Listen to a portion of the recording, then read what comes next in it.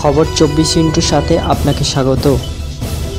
নতুন নতুন খবর জানার জন্য আমাদের চ্যানেলে চোখ রাখুন।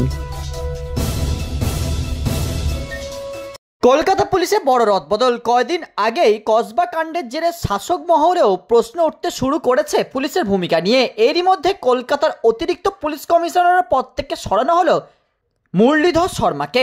প্রবীণ কুমারকে কলকাতার অতিরিক্ত পুলিশ কমিশনারের পদে বসানো হলো।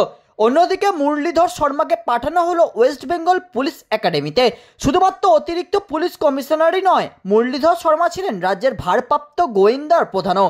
একজন দক্ষ গোয়েন্দা প্রধান হিসাবেও দায়িত্ব সামলেছেন মুরলীধর শর্মা। পরে অতিরিক্ত পুলিশ কমিশনারের পদে উন্নতি হলেও নির্বাচন কমিশনারের ভোটের সময় যুগ্ম কমিশনার গোয়েন্দা প্রধানকে সরিয়ে দেওয়ার পর মুরলীধর শর্মাকেই অতিরিক্ত দায়িত্ব দেওয়া হয় গোয়েন্দা দপ্তর সামলানোর জন্য।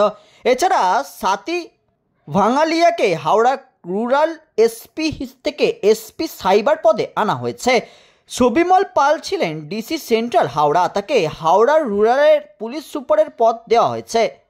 আরজিকর কাণ্ডের পর থেকে পুলিশের ভূমিকা নিয়ে বারবার প্রশ্ন উঠেছে। আন্দোলনকারী চিকিৎসকদের দাবি মেনে সরানো হয়েছে কলকাতার পুলিশ কমিশনারকে।